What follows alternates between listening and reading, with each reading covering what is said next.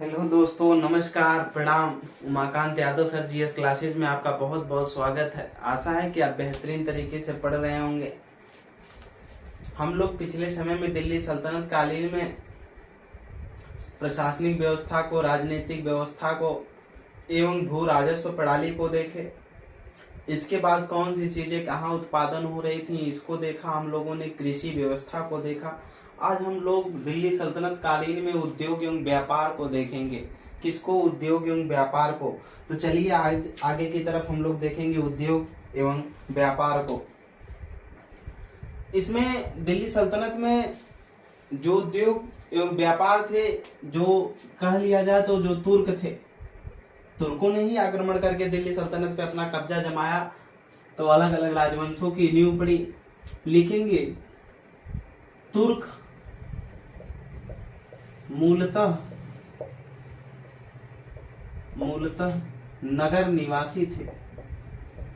नगर निवासी थे। जो तुर्क हुआ करते थे ये नगर निवासी थे। आगे लिखेंगे अतः उनकी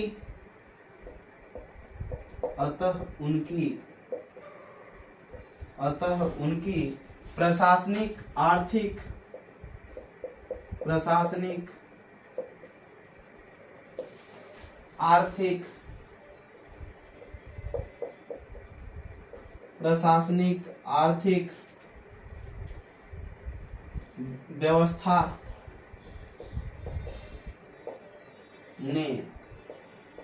व्यवस्था ने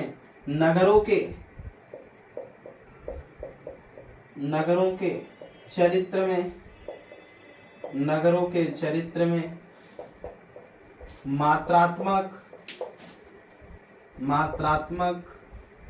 व गुणात्मक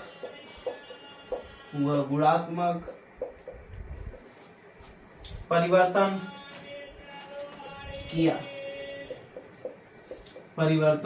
किया। जो दिल्ली सल्तनत के तुर्क थे वो नगर निवासी थे। अतः उनकी जो प्रशासनिक व्यवस्था थी, आर्थिक व्यवस्था थी, ये जो नगर थे उनके निर्माण में अलग अलग तरीके से मात्रात्मक और गुणात्मक दोनों परिवर्तन किया। मतलब आकार में भी और वहां के रहन सहन की व्यवस्था को भी बदला। आगे की तरफ लिखेंगे इसमें लगभग सभी सुल्तानों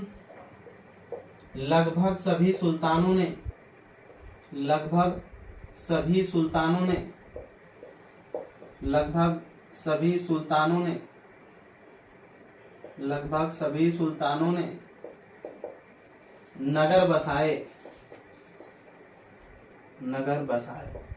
हम लोगों ने दिल्ली सल्तनत में पढ़ा देखा, लगभग अधिकतर जो स्थापत्य कला थी सभी सुल्तानों ने करीब करीब किया है, जो थोड़ा प्रसिद्ध रहे हैं। आगे की तरफ देखेंगे, इसमें नोट करेंगे जिसे नगरों का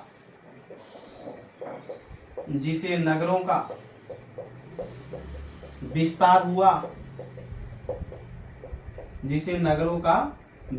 हुआ। आगे लिखेंगे स्टार बना करके प्रौद्योगिकी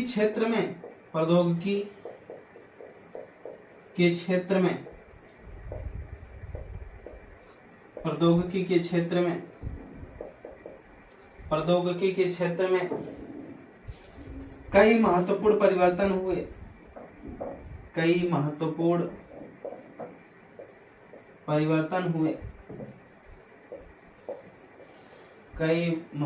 परिवर्तन हुए। ठीक, लिखेंगे जैसे क्या क्या परिवर्तन हुए। धातु शिल्प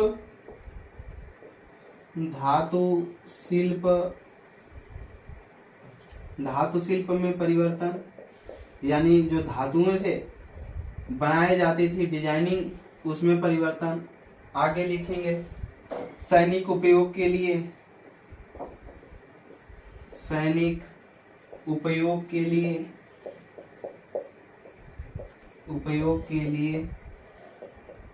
लौह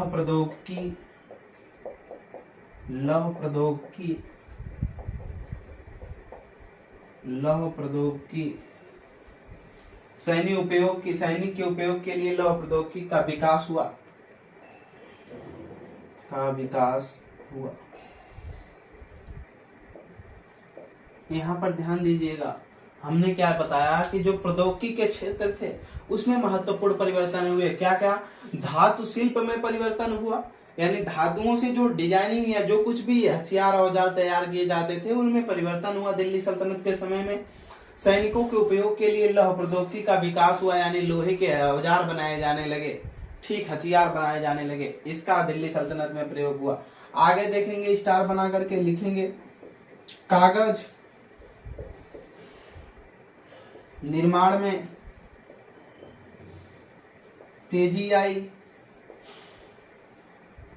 कागज निर्माण में तेजी आई, जिससे लेखन कला प्रचलित हुई बहुत ज्यादा मात्रा में। इसीलिए जो दिल्ली सल्तनत के सुल्तान हुआ करते थे वो ज्यादा से ज्यादा ग्रंथों को लिखवाना, अपना इतिहास लिखवाना चाहते थे ताकि वो प्रसिद्ध बता सके, आने वाले समय में लोगों को बताएं कि वहां उस समय वो प्रसिद्ध शासक हुआ करते थे।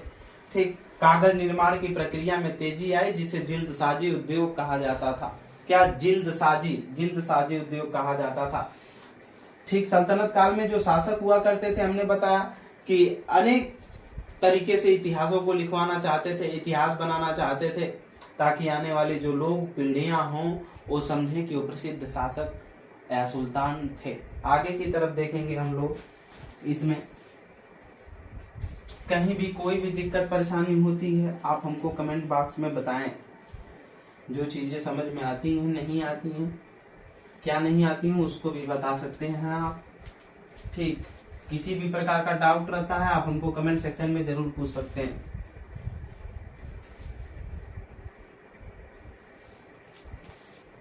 आगे की तरफ देखेंगे,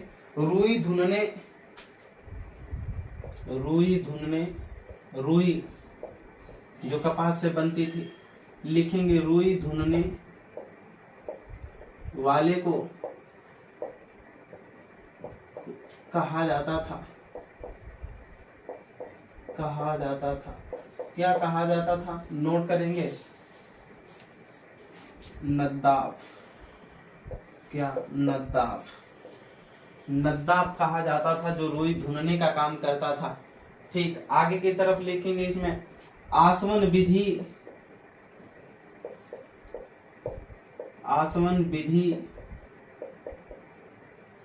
का प्रचलन था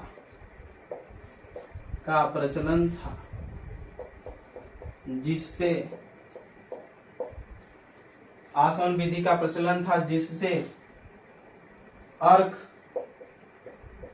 व इत्र बनाए जाते थे।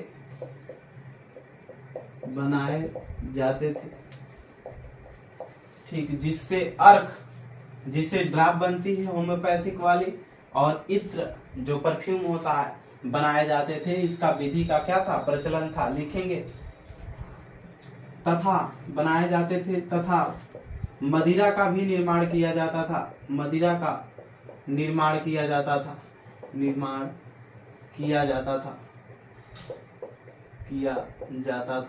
मदिरा। ठीक, इसी आसवन विधि के द्वारा, किससे? आसवन विधि से। आगे की तरफ लिखेंगे हम, इसमें स्टार बना करके लिखेंगे, इसमें दमिश्की इस्पात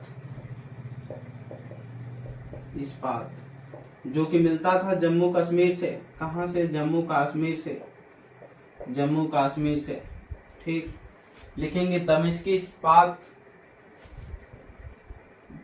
बहुत ही प्रसिद्ध धातु थी। आगे लिख लेंगे जस्ता का उपयोग हुआ करता था। जस्ता का भी उपयोग हुआ करता था। ठीक, आगे लिखेंगे स्टार बना करके, स्थापत्य कला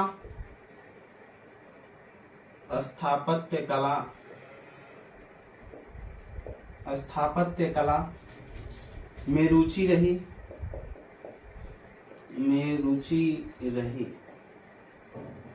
स्थापत्य कला में क्या रही? रुचि रही।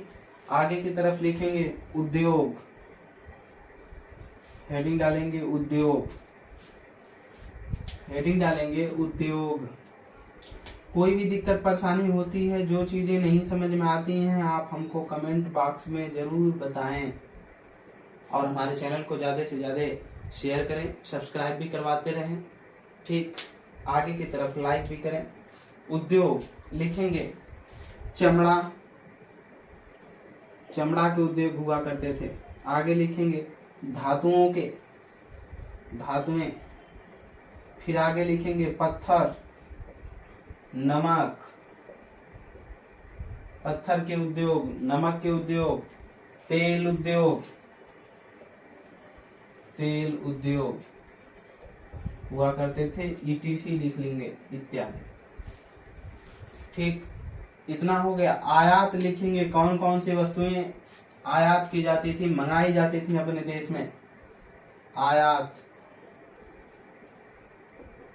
आयात लिखेंगे। आयात में अरब व खाड़ी देश, अरब व खाड़ी देश, व खाड़ी देश। जो खाड़ी देश हुआ करता था अरब, अरब सागर के, ठीक, उनसे देखेंगे क्या क्या आता था। लिखेंगे सोना चांदी,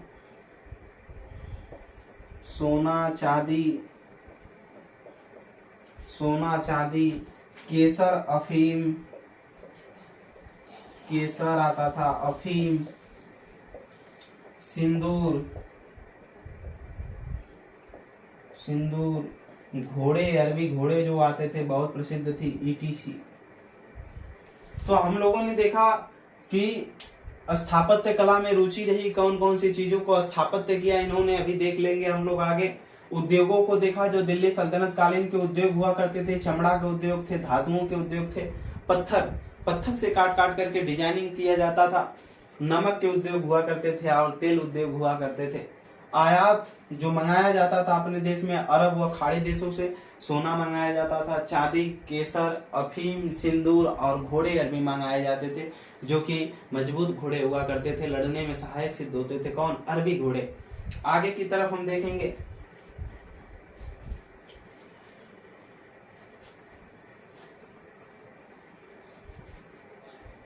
आयात में ही देखेंगे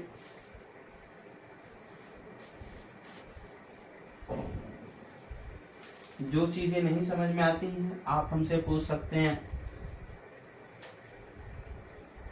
लिखेंगे आयात में, आयात,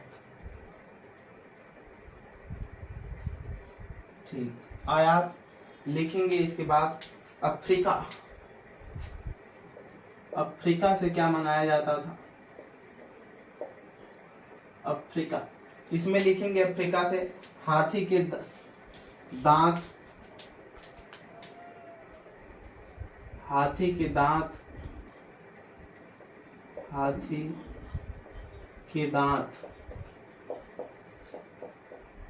व लाख। एक जो रेशम के कीड़े होते हैं उनसे जो धागे निकाला जाता है वो लाख कहलाते हैं। ठीक, अफ्रीका से मंगाए जाते थे। आगे की तरफ नोट करेंगे उसको।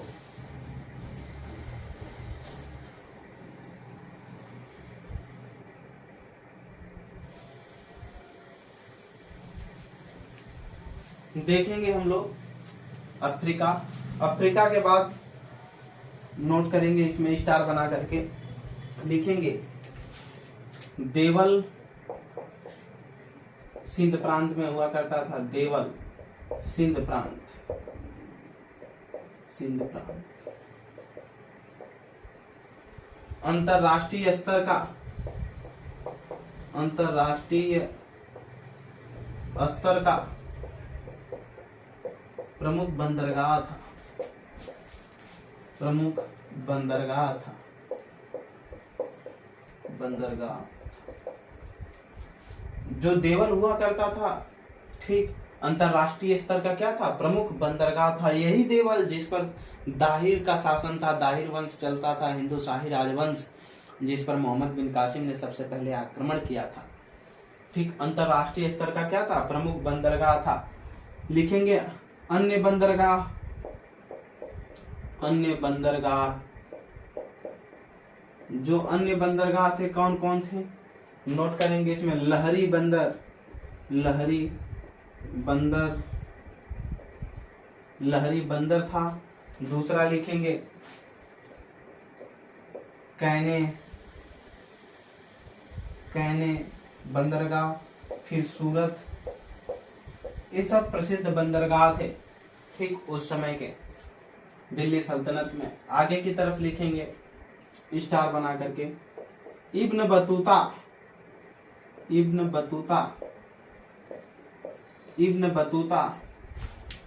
के बाद भारत में आए चीनी यात्रियों ने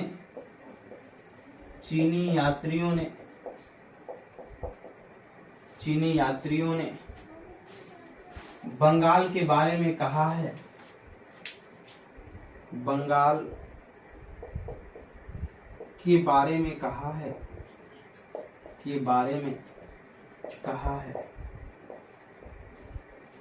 क्या कहा है देखेंगे।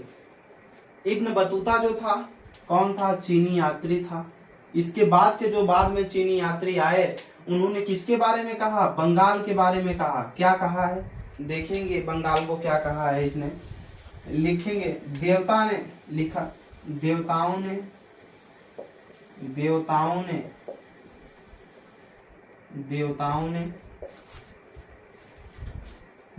ने पृथ्वी का संपूर्ण सोना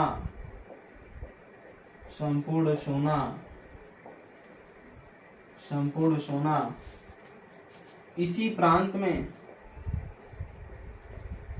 प्रांत में बिखेर दिया है।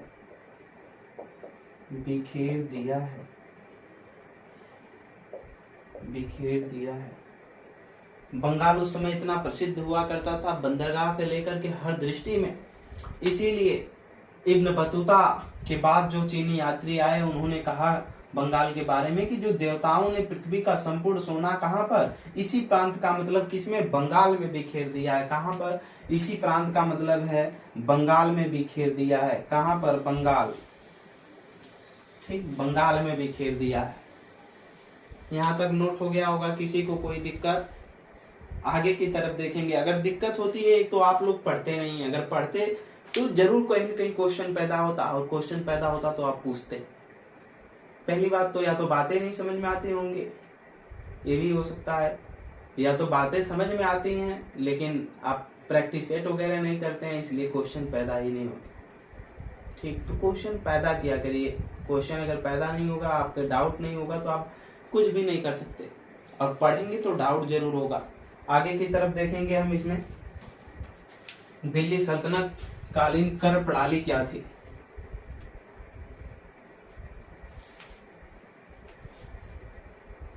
कोई भी दिक्कत है तो आप उसको जरूर पूछें। ठीक, हमारे चैनल को ज्यादा से ज्यादा शेयर करें, एक दूसरे से सब्सक्राइब भी करवाते रहें, और अगर ठीक लगे, पसंद आए तो उसको लाइक भी करें। दिल्ली सल्तनत कालीन कर प्रणाली लिखेंगे। कर प्रणाली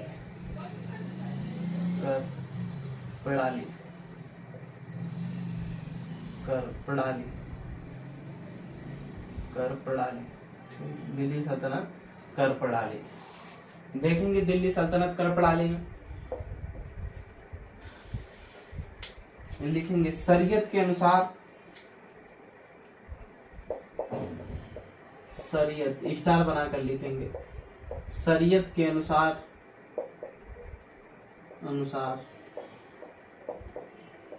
कुल 4 प्रकार के कर थे। 4 प्रकार के कर थे। कौन कौन लिखेंगे? पहला जजिया। क्या?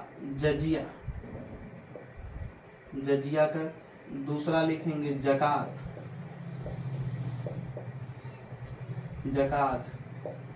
तीसरा लिखेंगे खुम्स। चौथा लिखेंगे खराज।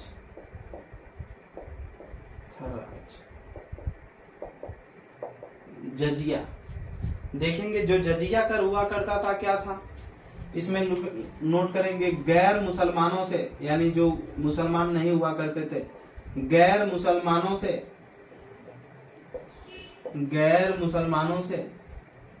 लिया जाने वाला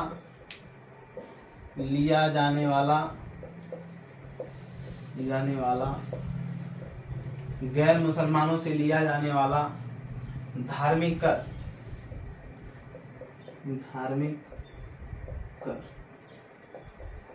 ठीक, गैर मुसलमानों से लिया जाने वाला धार्मिक कर। यही जजिया भी पेट की परीक्षा में पूछा गया था मुगल साम्राज्य में ले चल करके कि किस शासक ने इसको पुनः लागू किया था। तो औरंगजेब ने लागू किया था और उसको बंद कर दिया था उसके पहले अकबर ने। ठीक, उसके पहले इधर देखेंगे तो मोहम्मद बिन कासिम ने इसको स्टार्ट किया था।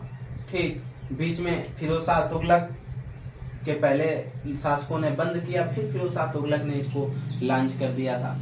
जकात देखेंगे क्या था, लिखेंगे मुसलमानों से लिया जाने वाला धार्मिक कर, मुसलमानों से लिया जाने वाला धार्मिक कर, लिया जाने वाला धार्मिक कर, मुसलमानों से लिया जाने वाला धार्मिक कर। खुम्स जो था ये लूट या युद्ध से प्राप्त धन, ये जो हुआ करता था इसमें सुल्तान का अलग हिस्सा हुआ करता था और सैनिक का अलग, सुल्तान और सैनिक। इसमें जो सुल्तान का हिस्सा हुआ करता था 1/5 था, कितना 1/5, और जो सैनिक हुआ करते थे ये 4/5 भाग थे। ठीक, लेकिन अलाउद्दीन खिलजी ने इसी का उल्टा कर दिया। अलाउद्दीन खिलजी स्वयं 4/5 भाग रखता था और सैनिकों को 1/5 भाग बस देता था। ठीक, खर्राज देखेंगे, खर्राज जो हुआ करता था ये हिंदू से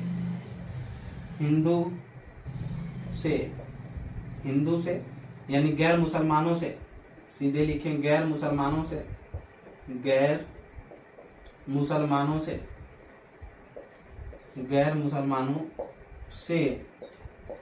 लिया जाने वाला भू राजस्व। ठीक, नोट कर लेंगे गैर मुसलमानों से लिया जाने वाला भू राजस्व। हेडिंग डालेंगे अन्य कर। क्या अन्य कर? अन्य कर क्या थे इसको देखेंगे। पहला नोट करेंगे इसमें अन्य कर में उस्र, और दूसरा नोट करेंगे हक ए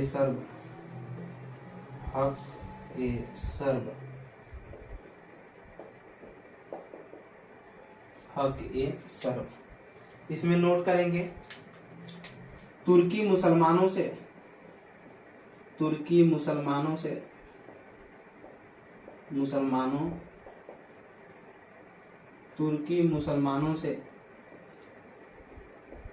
लिया जाने वाला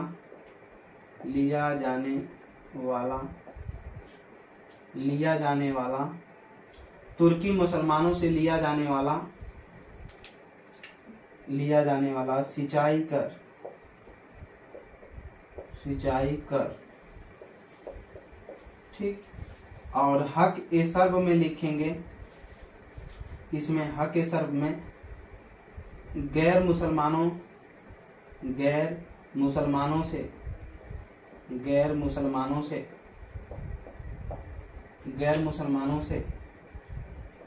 लिया जाने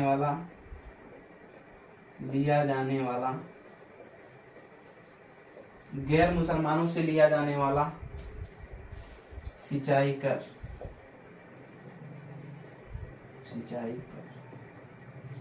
तो हम लोगों ने देखा कि 4 शरीयत का मतलब यहाँ कानून से है। कुछ लोग पूछ रहे हैं शरीयत का मतलब, तो यहाँ मतलब है कानूनी रूप से या कानून से। ठीक, कानूनी रूप से। के अनुसार कुल 4 प्रकार के कर थे, जिसमें जजिया था जो गैर मुसलमानों से लिया जाने वाला धार्मिक कर था। जकात था मुसलमानों से लिया जाने वाला धार्मिक कर था। खुम्स हुआ करता था, ये लूट या युद्ध से प्राप्त धन हुआ करता था। खर्राज जो हुआ करता था गैर मुसलमानों से लिया जाने वाला भू राजस्व था। अन्य जो कर हुआ करते थे जैसे उस्र था, ये जो मुसलमान हुआ करते थे उनसे सिंचाई कर वसूला जाता था। हक ए सर्व जो हुआ करता था गैर मुसलमानों से लिया जाने वाला सिंचाई कर हुआ करता था। हमने भी कल बताया था कि जो दिल्ली सल्तनत में सिंचाई के प्रमुख साधन हुआ करते थे कौन से कौन हुआ करते थे, जल्दी बताइए, पढ़ेंगे तो है नहीं। दिल्ली सल्तनत में जो सिंचाई के प्रमुख साधन हुआ करते थे कुएं हुआ करते थे, ठीक, जिसमें गियर यंत्र या रहट लगाई जाती थी। बाद में चल करके फिर नहरों का निर्माण हुआ। गयासुद्दीन तुगलक ने पहले नहर का निर्माण कराया, फिर उसको विस्तारित रूप देने का कार्य फिरोज शाह तुगलक ने किया था। चलिए आगे की तरफ देखेंगे हम। इसमें कहीं भी कोई भी दिक्कत परेशानी होती है आप हमको कमेंट बॉक्स में जरूर बताएं।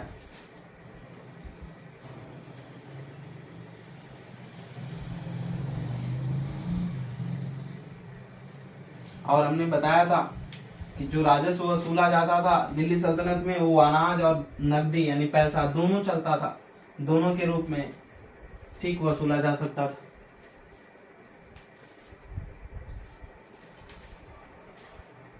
देखेंगे दिल्ली सल्तनत कालीन के अब सिक्कों के बारे में। किसके बारे में? दिल्ली सल्तनत के सिक्कों के बारे में। दिल्ली सल्तनत कालीन सिक्के,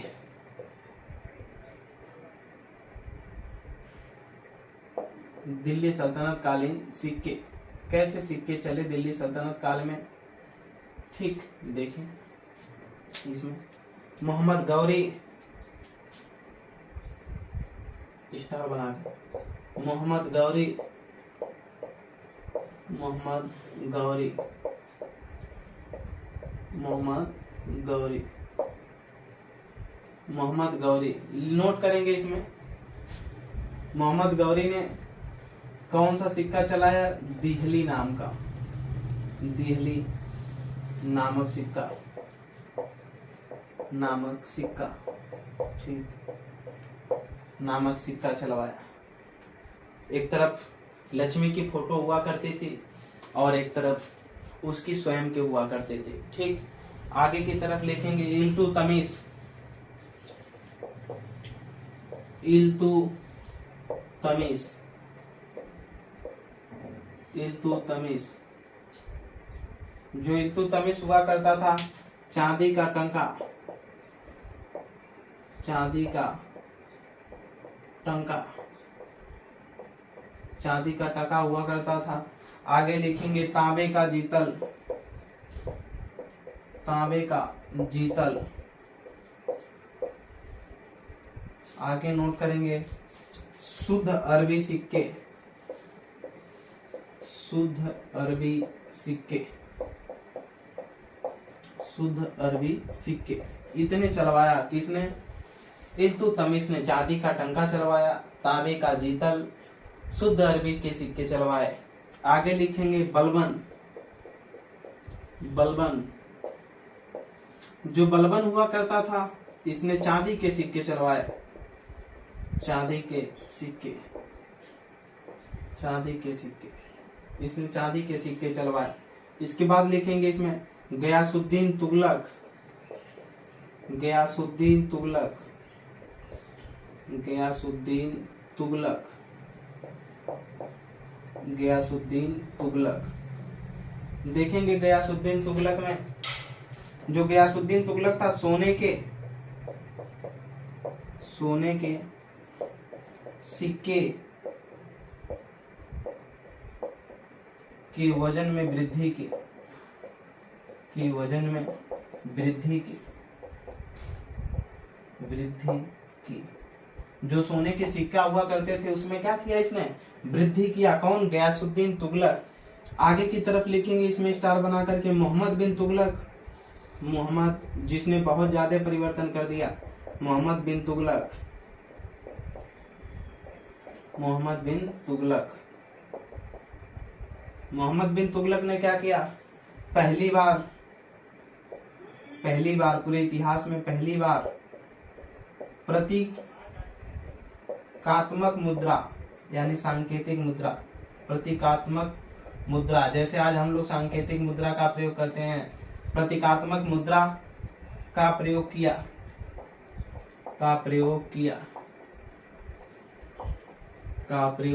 प्रतीकात्मक मुद्रा का प्रयोग किया। ठीक, नीचे लिख लेंगे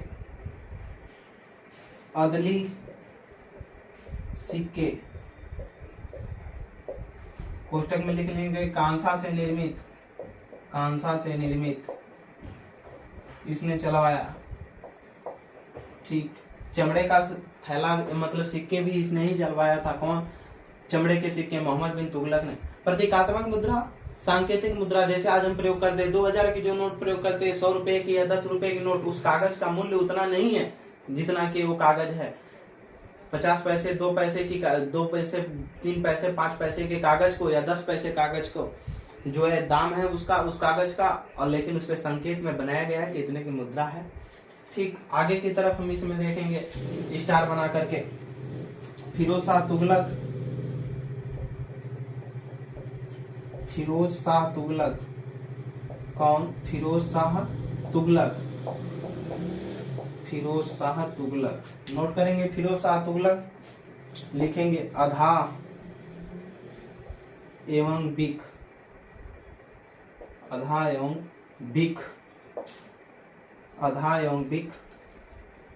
बिक सिक्के जारी किए।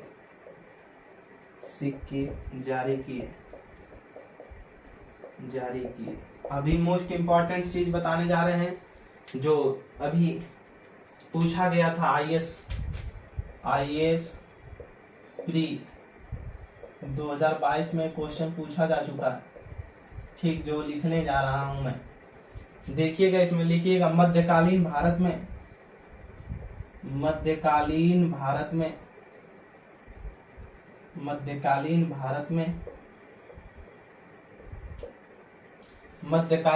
में सिक्कों को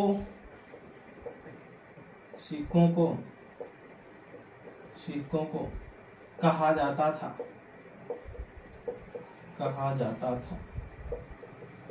क्या कहा जाता था? नोट करेंगे फड़म। यही पूछा था, फड़म क्या है? पेपर उठा करके देखिएगा आईएएस का, आईएएस प्री 2022 में ये पूछा गया था, फड़म क्या है? तो सिक्कों के, जो मध्यकालीन के भारत के सिक्के हुआ करते थे, ठीक, इनके लिए उपयोग किया जाता था। मध्यकालीन भारत में जो सिक्के हुआ करते थे उनके लिए फड़म शब्द का प्रयोग किया जाता था। ठीक, फड़म शब्द आगे लिख लेंगे, फड़म शब्द या फड़म सिक्के कहा जाता था। ठीक, यहाँ तक होगा। किसी भी तरीके की दिक्कत परेशानी तो आप हमको कमेंट सेक्शन में बता सकते हैं।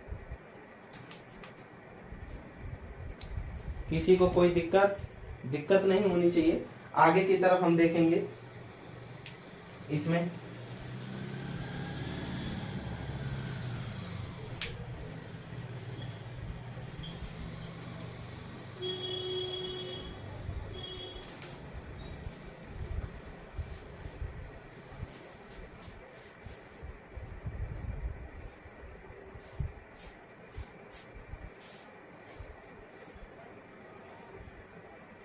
नोट करेंगे अलाउद्दीन खिलजी ने, पहले लिखेंगे सिक्के की जगह पर लिख लीजिएगा लगान। दिल्ली सल्तनत कालीन लगान।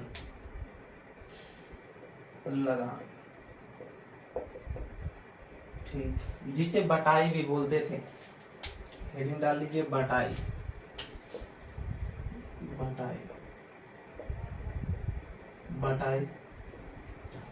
लिखेंगे बटाई में लगान निर्धारित करने की एक प्रणाली थी। लगान निर्धारित करने की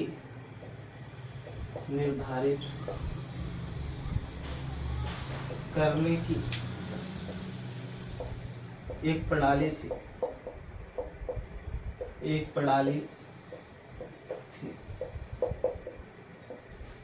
लगान निर्धारित करने की क्या थी? एक प्रणाली थी, पहला लिखेंगे खेत बटाई, खेत बटाई। दूसरा लिखेंगे लंक बटाई, लंक बटाई, लंक बटाई। तीसरा लिखेंगे रास बटाई, रास बटाई।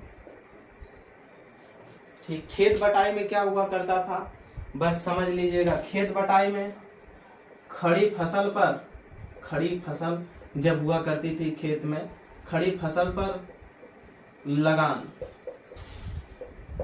यानी खड़ी फसल पर जो राजा का हिस्सा निकाल दिया जाता था कर के रूप में।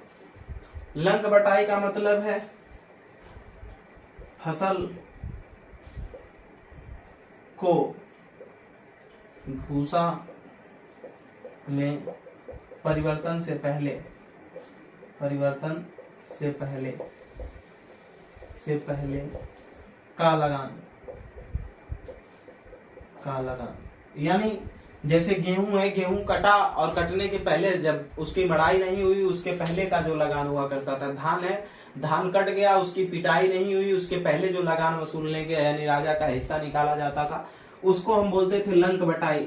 रास बटाई भूसा में परिवर्तन के बाद, यानी पिटाई हो जाने के बाद, मड़ाई हो जाने के बाद, भूसा में परिवर्तन के बाद जो लगान लगता था, बाद लगान, यानी राजा का हिस्सा निकलता था, उसे रास बटाई कहते थे। तो हम लोगों ने 3 प्रकार के लगान देखा, खेत बटाई, लंक बटाई और रास बटाई।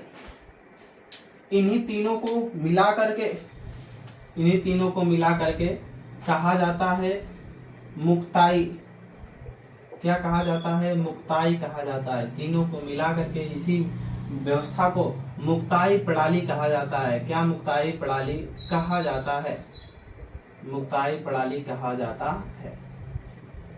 ठीक, आगे नोट करेंगे एक लाइन, हैज का निशान बना लीजिए, लिखिएगा अलाउद्दीन खिलजी, अलाउद्दीन खिलजी, अलाउद्दीन खिलजी, अलाउद्दीन खिलजी ने भूमि के माप के आधार पर, ने भूमि के माप के आधार पर, हमने कल बताया था भूमि के जो माप का आधार था क्या था, नस्कत। ठीक, नुस्कत या नस्कत या उसी को नस्क प्रणाली बोलते थे।